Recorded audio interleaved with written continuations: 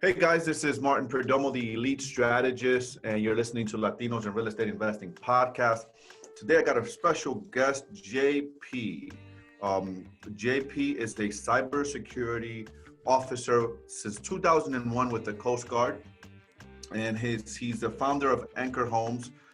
JP has done over 100 real estate transactions. He owns over 47. He owns 47 rentals that he's bought and holds long term. He was also a real estate coach with Fortune Builders, so one of the biggest education companies in the country, Fortune Builders, and he's coached personally over 3,000 students. Guys, we have someone that really knows what they're talking about. I want to talk to JP about his journey in real estate, his thoughts. We're going to talk about mindset. We're going to talk about a lot of things here today. And he's also the founder of the South Jersey Investors Network. So that's a real estate investors club. So he founded that. He's also the co-founder of Best Skip Tracer. He's and also the co-founder of Social Soaring and co-founder of Love My Stay. I'm sorry, I couldn't read my own handwriting. How you like that? Love My Stay. It's a short-term rental biz. So I guess in that business, you guys do Airbnb and stuff. Am I correct? Yes, sir. Yes, sir. Okay, great. So JP, I'm sorry I kind of butchered that a little bit. I'm not really good at that intro stuff. Why don't you tell us a little bit about yourself in your own words, my friend? Yeah, no, it's definitely a lot, and I just wanted to say thank you very much. I appreciate the opportunity to be able to come on and share my story with you and your audience. And really a lot of my story, the more and more I get the opportunity to speak on podcasts, I realize, man, like my story, I can remember a time back when I was about 10 years old, and there was this moment where I got called down to the principal's office. And this time it was a little bit different than most other times, because when I got called down there, my parents were sitting in the principal's office. And so I knew it wasn't good. So my principal had called them in for a parent teacher or for a parent conference. And it was at that point when the principal, during the conversation, tells my parents that I was never going to amount to anything. I was probably going to end up in jail, and I wasn't going anywhere. And what really stood out to me was, as soon as the principal didn't even get done saying what he was about to say, my mom came flying out of the chair and strangles this dude to death. Oh. Luckily for the principal, though, my stepfather, who's 400 pounds, was able to get his arm across her quick enough to be able to pull her back into the chair, which saved that principal's life. But it really, what it did is I remember that time because what it did is it was kind of like what everybody was saying about me at that time, was that I was never going to go anywhere. I was a troublemaker, man. Like I was a delinquent, and what really saved me, we'll fast forward about 10 to 15 years, is when I joined the Coast Guard. I joined the Coast Guard right out of high school. Actually, I dropped out of high school and went straight into construction, did that for a little bit, and realized that's not what I wanted to do. Those weren't the people I wanted to surround myself with. And my stepfather was always in my ear saying, "Hey man, how about the military? How about the military?" And so I went out and I saw the recruiter, and within 2 months I was gone to the Coast Guard boot camp. And it was pretty crazy because I actually achieved something that only 1% of all Coast Guard members have ever achieved that have come through the Coast Guard. And to think, coming into the military was something to change like who I was and my direction, and to end up doing something and achieving something at such a high level it's kind of amazing and mind-blowing. But I think what it did was, I'm coming into the military. Tell me what is that thing that you did, that you achieved? You want to know? Yeah, okay. Only a small percentage of people achieve in the military. Tell us about that. Yeah, for sure. So, coming up through my career, I think all I needed, man, was I had a lot of energy, and I just needed some direction. I needed some guidance, and the military gave me that. It really fed into who I was internally, and when I got that direction and I got that guidance, I was able to really thrive and just, climb the ranks pretty quickly. And, about the 14th year in the Coast Guard, I actually got to do the one thing that I wanted to do after I had joined, which was become a drill instructor for the Coast Guard. And that's like less than 1% of people get the opportunity Wow. to be able to take that position and really, you're doing the king's work, man. Like you're there, you're training these young men and women that are coming in, and you're teaching them, how to shave their face and wipe their ass, and, telling them not to do it at the same time because that's how they get sick. Right. And so I did that for about 3 years, and it was that job right there, man, that kind of, it gave me the confidence and the conviction to go out and set off into an entrepreneurial career. Cause I only had about 4 years left in my military career. And I was kind of wondering what I was going to do.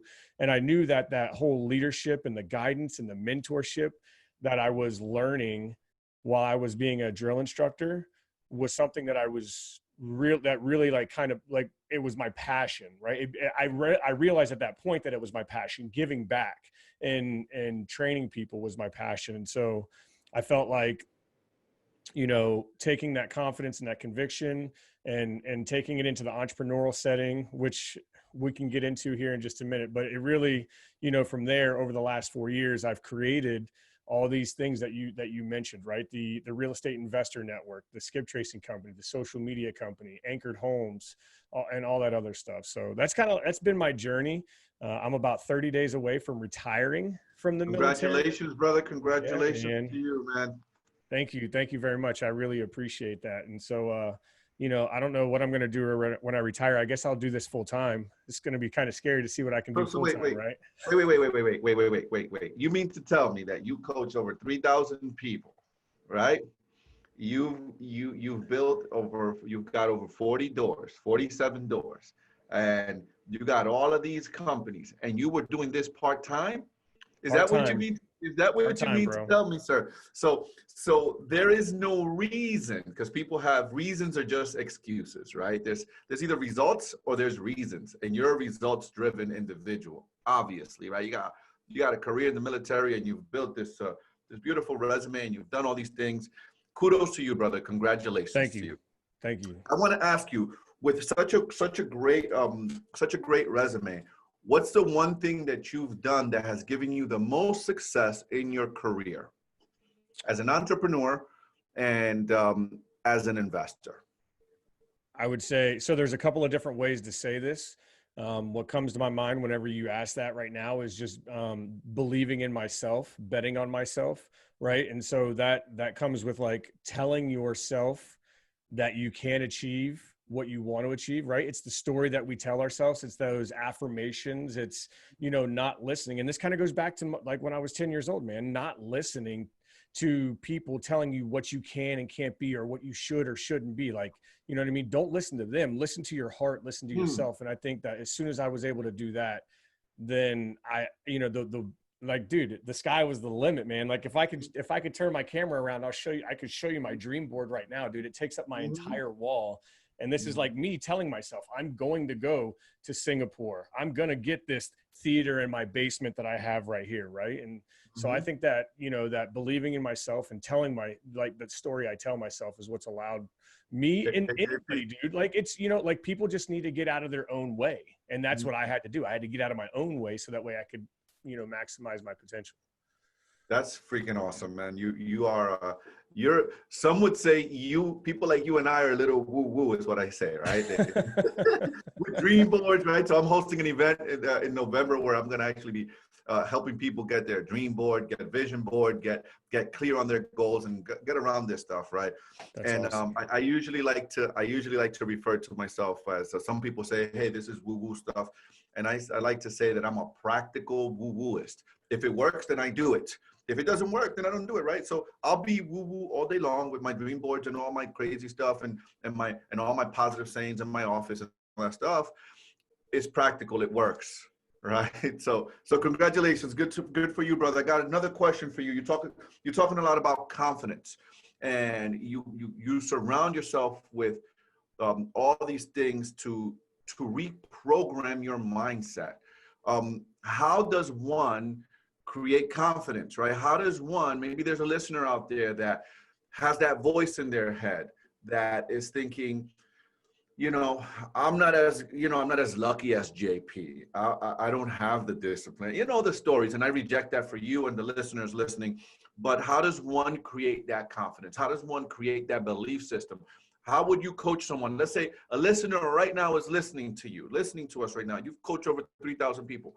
What advice would you tell them to get out of their head? What's the first thing you'll tell them to do to create that confidence and that belief system in themselves? So that's a great question. And I just want to say that I love the term practical woo-wooist. I love that, man. I actually just wrote that down.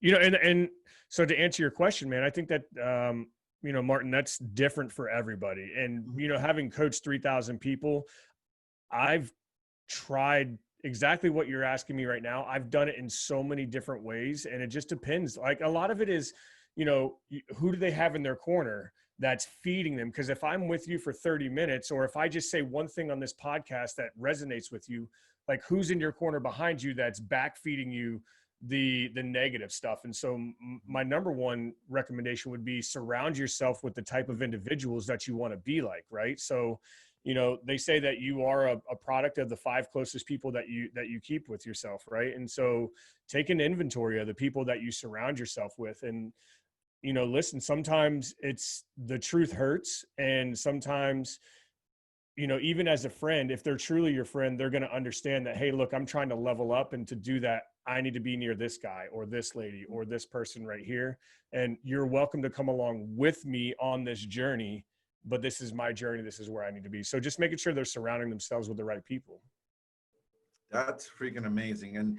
And now the next question is, how does someone surround themselves with the right people? Because a lot of times, you know, I'm out at some speaking engagements and I'm training and I'm teaching, and I say exactly what you just said. Top 5 people, surround yourself, change your circle, improve your circle, right?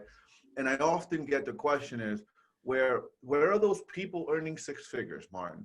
Where are those people like JP? Like how do I befriend JP? Like where do I find those people?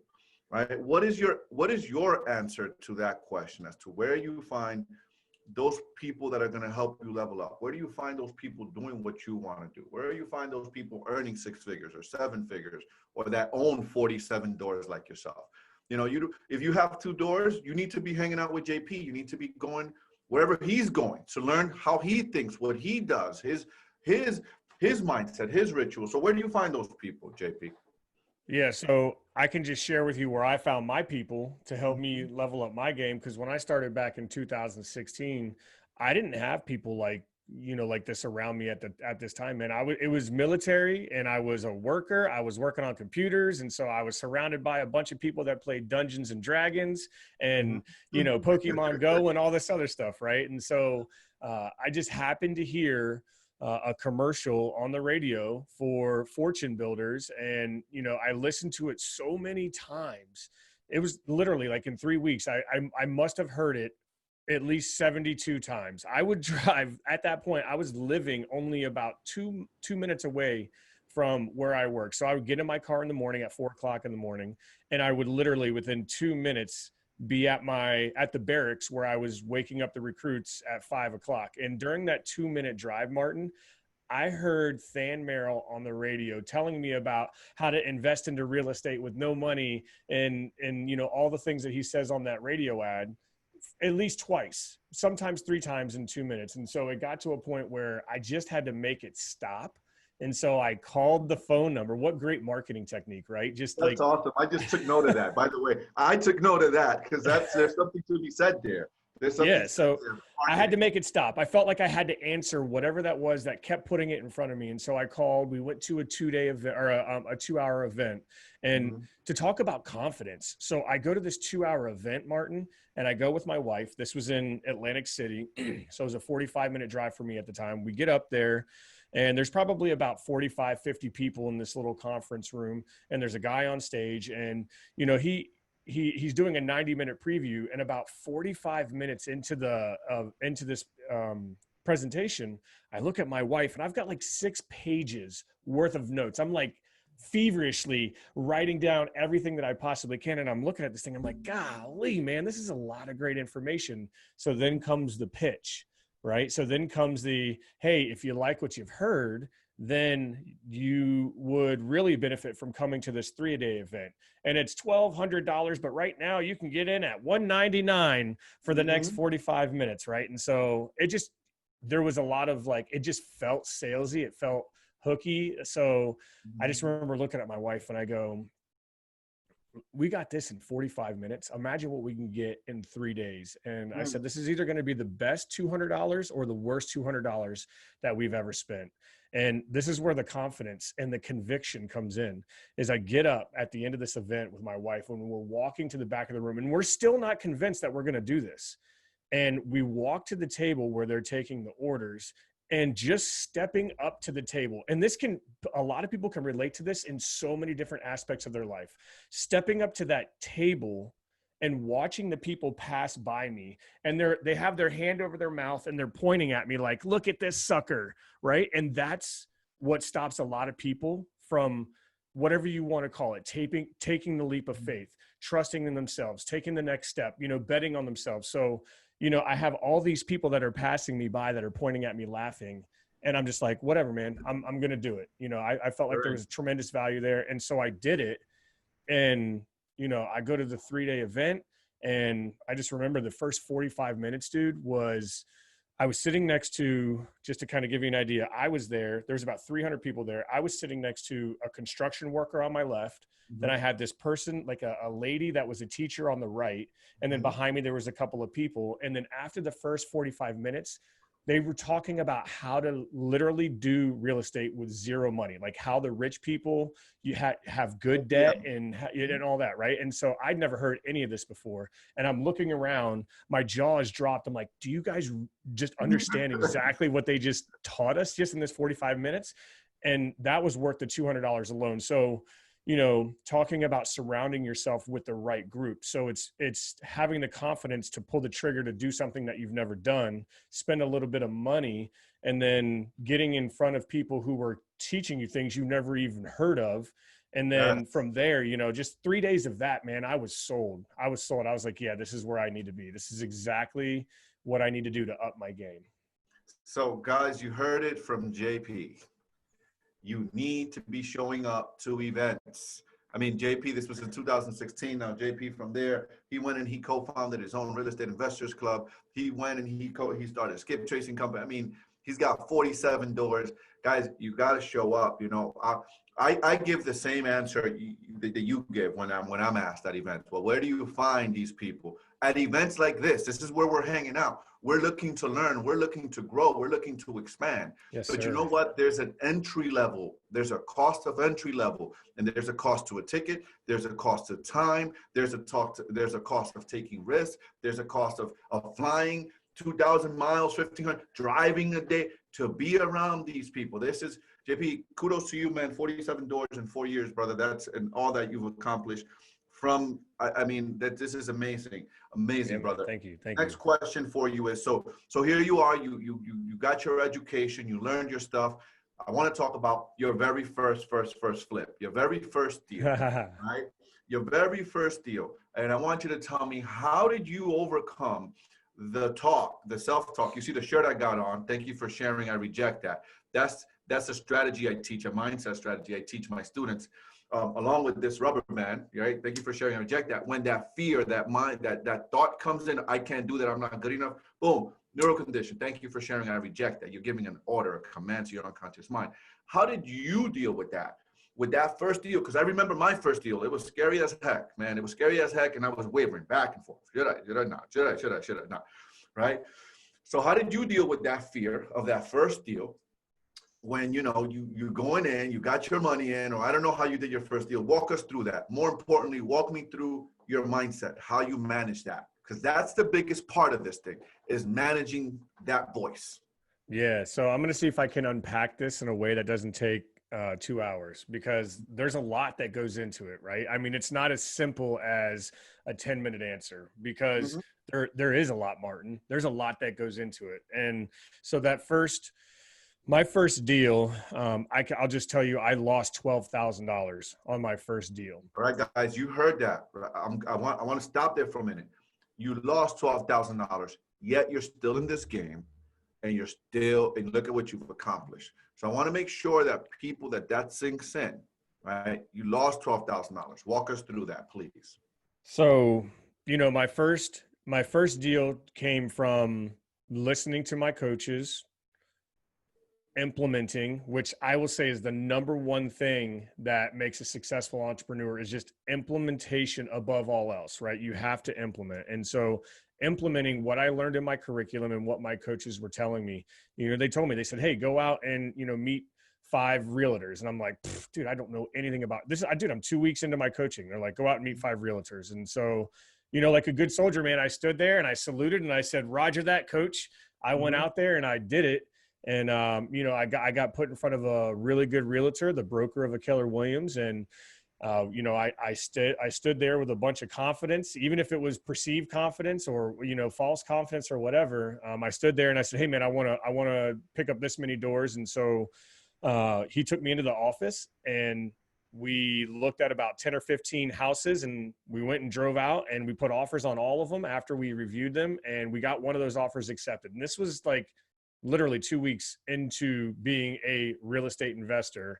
Whoa. Back in 2016, when it was like shooting fish in a barrel with the foreclosures in my market, Atlantic County. Atlantic County at that point was like one of the highest foreclosure rates in the nation. So it was pretty easy at that point to pick up a property on the MLS. So I get my first one accepted, and the first thing I think is, oh crap, where am I going to get the money? Right? So that's like the number one thing on my mind at this point is money. And I was actually thankful for the opportunity that I didn't let money stop me from from putting in those offers. Cause I know there's a lot of people out there that think, okay, I got to secure the money first. And then they just stop right there. And they never get a deal because they're so scared about the money. And so luckily I went into it with, I wasn't even, sometimes ignorance is bliss. And I would say that this was, the case for me, is like, I kind of went into it. And then after I got my deal, I was like, oh crap, where am I going to get the money? So I ended up hooking up with a hard money lender that I would highly recommend against, because I had such a bad experience. They kind of drugged their feet through the entire process, and they took a little bit of my earnest money deposit because I didn't know any better, and ended up 3 days before the deal closed, they backed out. And so here I am 3 days before my very first deal closes. I've got this realtor convinced that I'm like this big time real estate investor with all my confidence, and I've got 3 days to close the deal. And so what I did was you talk about surrounding yourself with the right people. The people that I joined Fortune Builders with during that weekend when I joined, I kept in close contact, and luckily one of them funded my deal. But it took hours and hours till 2:00 in the morning some nights, just like my back was in the corner and I just had to do whatever I had to do to be able to get the deal funded. And so I was able to reach out to one of those people, and they funded my first deal, and I bought my first house. So that's the first step, right? And so all of that, man, like there's so much more to unpack in all of that. There's so many details where, you talk about the mindset. So how did you lose the 12 grand in the deal? Explain that to us. Where did the $12,000 loss come from? So and then I want to know how you overcame that after you lost that. How did you overcome that emotionally, mentally?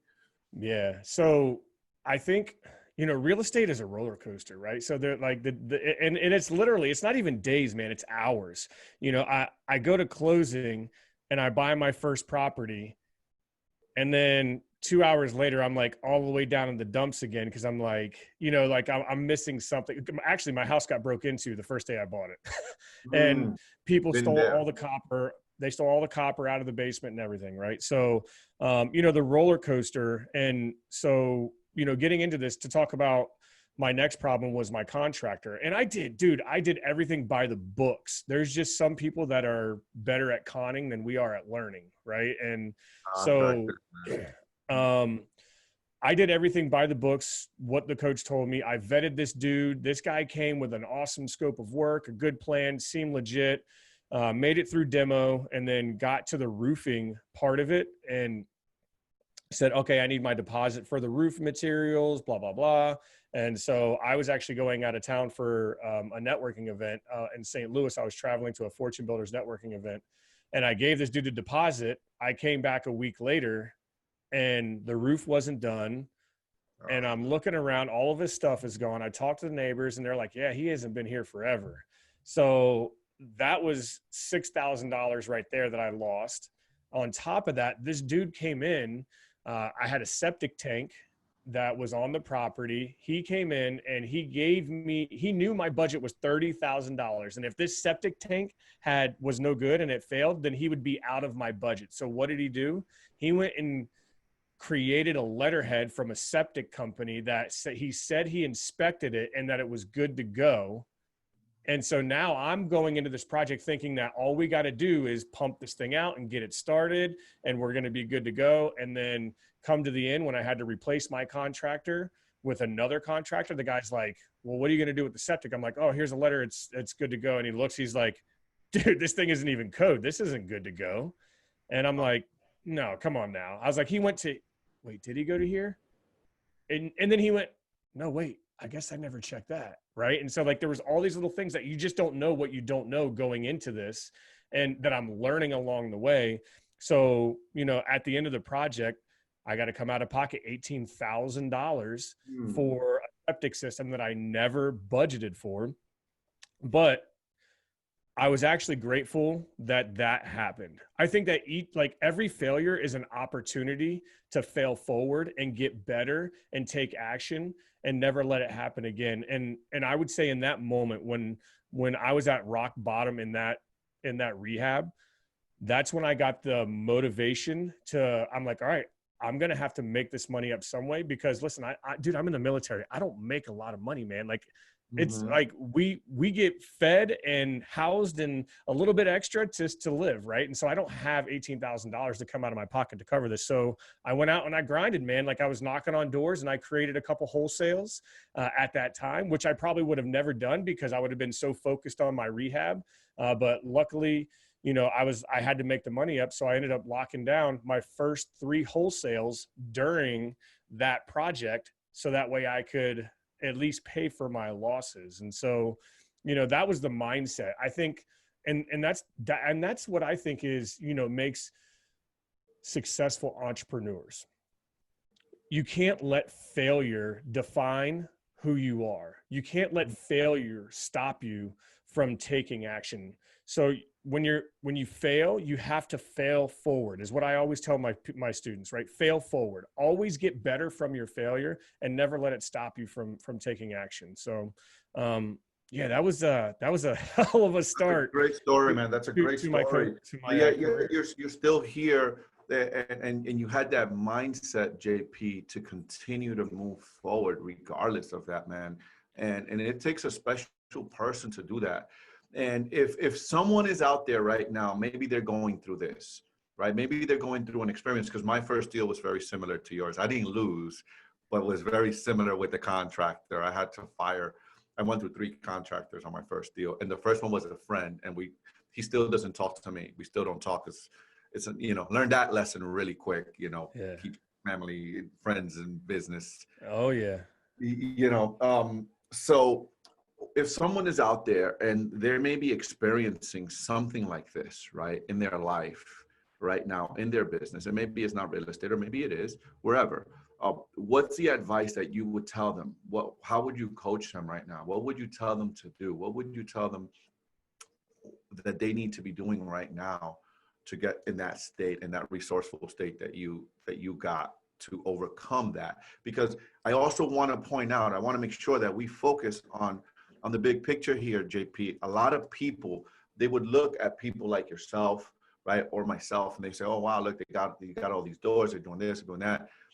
But they don't know the scars, man. They don't know those sleepless nights, dude. Those sleepless nights, man. Yeah. I know the freaking sleepless nights, man. Those nights you're learning, you're coming through, and it's, you got to overcome that stuff. People don't know that sacrifice, jumping on a plane, driving 6 hours to go be at a thing, you know, at an event, a networking event you went to, right? People don't know that. All that money you spent, because there's a lot of money that you put behind your education. I know that. But if someone is listening right now, what advice would you give them to help them get in that resourceful state? How would you coach someone right now that might be going through something like that? Yeah, that's a great question. And I would say, you know, first and foremost, it's, you know, you got to remember why you got into it. And I think that that's exactly what drives me is, you know, I look at my 3 beautiful kids and I can't let I can't fail. Right. And so I think that that's what puts my back against the wall, knowing that I'm providing for my family or whoever it is that, you know, why you got into what it is that you're doing, whatever drove you, whatever daydream you had to get you to start doing what you're doing. Like I always go back to that moment when I was sitting in that event and I was daydreaming about the life that I was going to be able to provide for not only myself, but my family, changing my legacy, you know, growing up from, you know, not having, like my parents lost their house to foreclosure. We used to sleep on the driveway on our mattresses during the middle of the summer because we didn't have money to fix our air conditioning. And I just remember like sitting in that class, having that daydream of like, I'm never going to allow my children or myself to live like that. And then using that as motivation to just, you know, just go out and say, okay, what did I do wrong? You know, who can I go to that's going to be able to help me better understand the situation that I'm in. So I think people's why is extremely important, but I think it's hard. I think that's a skill though, right? Because like when you ask somebody why, sometimes they can't answer it. Or even if they can at one point, if you ask them when they're in the trenches, what their why is, it's hard for them to get back to that. And so it's something that you have to practice.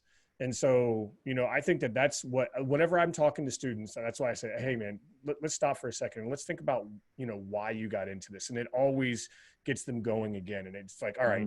Yeah. All right. I'm gonna, you know, I do have sleepless nights, but these bags under my eyes, they're going to be filled with money one day. Right. And so, and it's going to be off of my success. So I think, you know, going back to your why is extremely, extremely motivational and inspirational. I like something you said that stood out. You know, I'm always teaching my students the better questions you ask.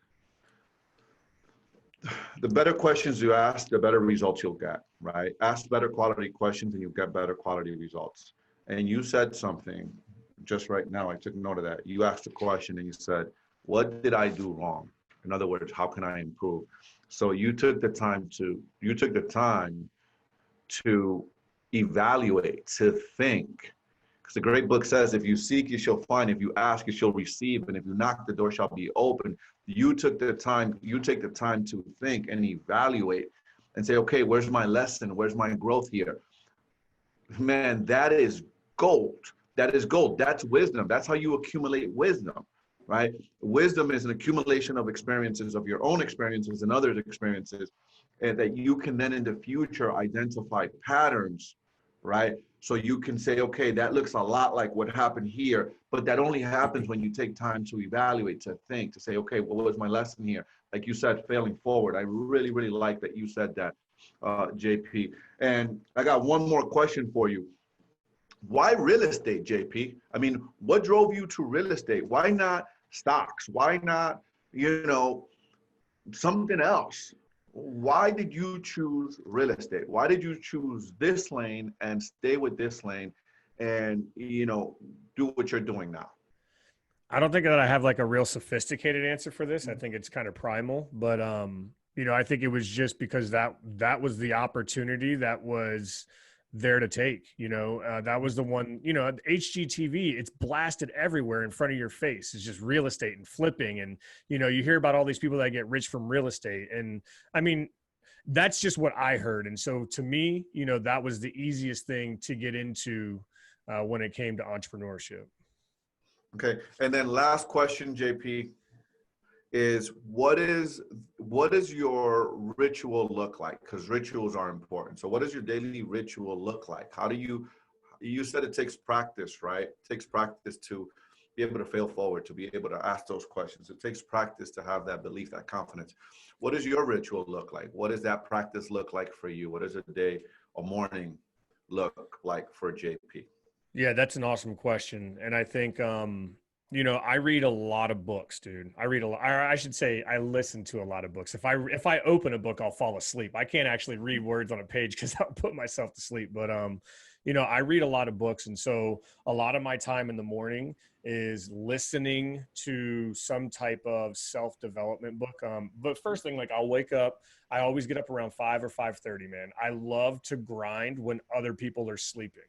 You know, when people have to sleep until 7 o'clock. And then I love being able, I'm sorry, man. I'm hearing a phone ring. Is that on my side? No. Yes, it's gotta be. It's not here. Oh, holy smoke. Sorry about that.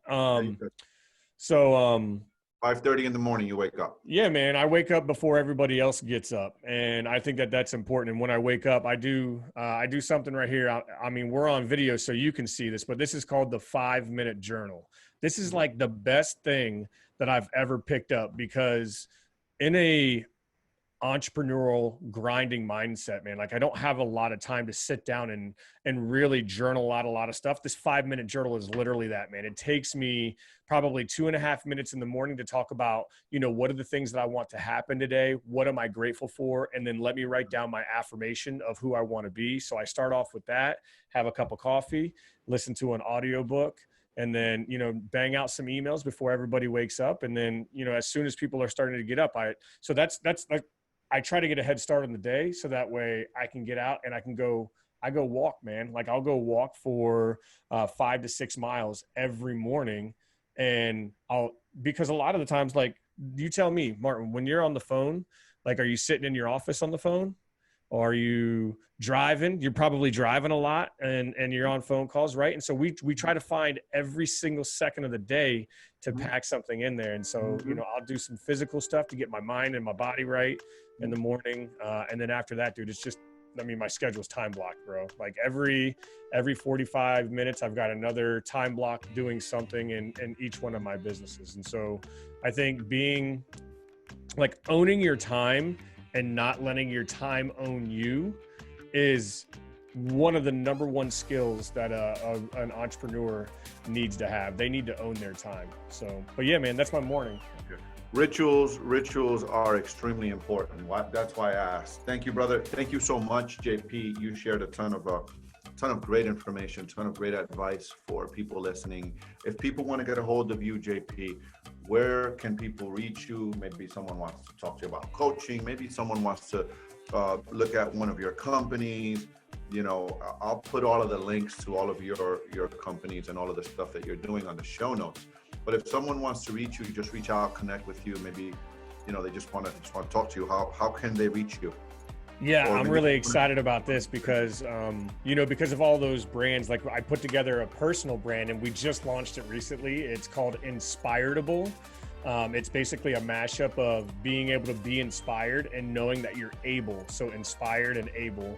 So inspiredable.com is the best place to go right now, because that'll take you, I mean, there's links to all of our companies. There's a link to book a call with me for a free strategy session, and even to get to know a little bit more about, you know, who I am and the type of topics that I love to cover. So inspiredable.com. Perfect. So we'll send them there, guys. If you guys want to reach out to JP, you want to learn more how to work with JP, you just want to maybe attend his meetup.